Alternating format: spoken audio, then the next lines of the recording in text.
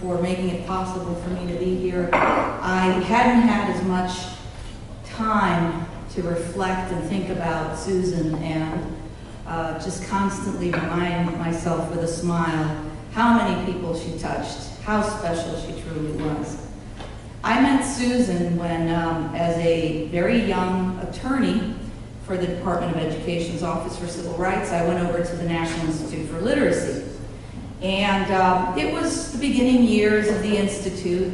Susan was there as a staff, and we were going to take care of, some delicate business there. And I remember coming in and feeling a little daunted because those folks whom I had to interview and take care of business with were significantly older, more experienced, and I thought, well, I'm going to have a staff meeting and I'm going to talk to all these people, and and I see Susan across the table, and the first thing I'm thinking is, I'm going to like this person, because number one, I love her jewelry.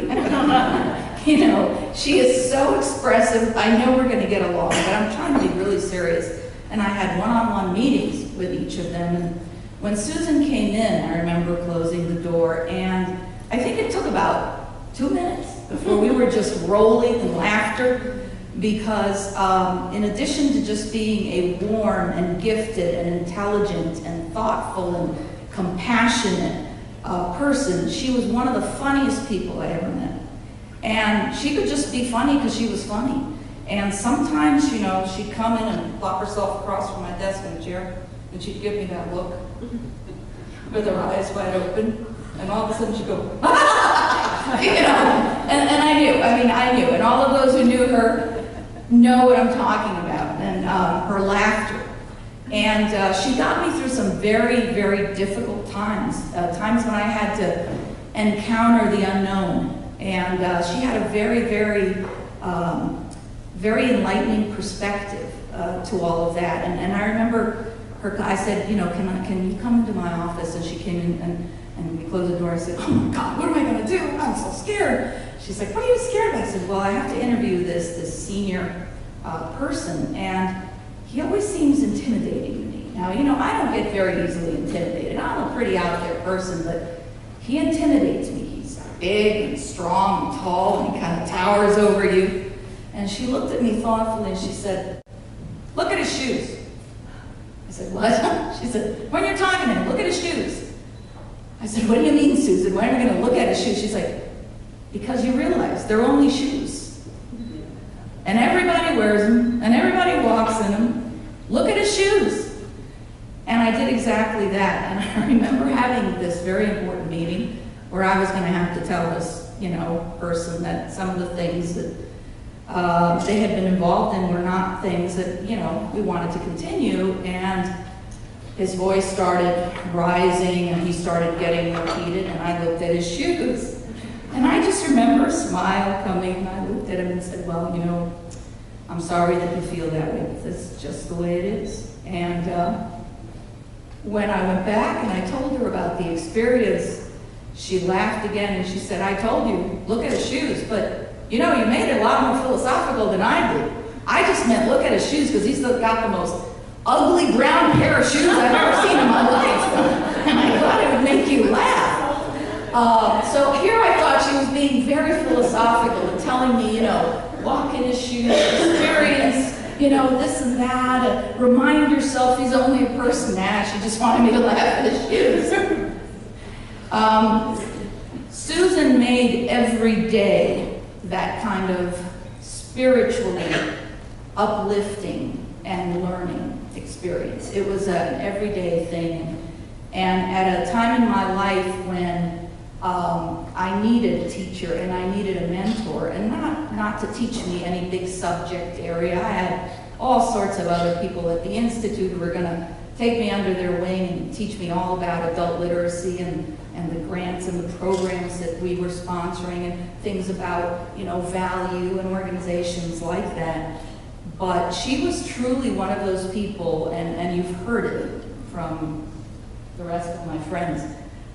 She was just a spiritually uplifting person, without even meaning to be, by her sheer presence.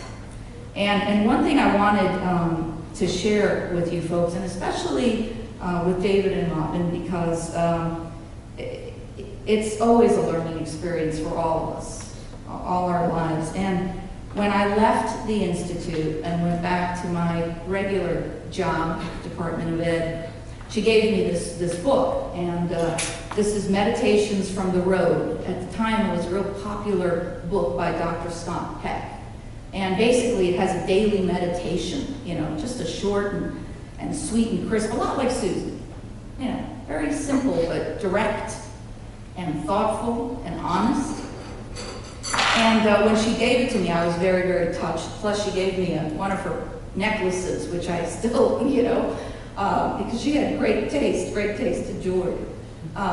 She wrote an inscription in the book that I'd like to pass on to David and Robin, because I think it says a lot about who you are as well.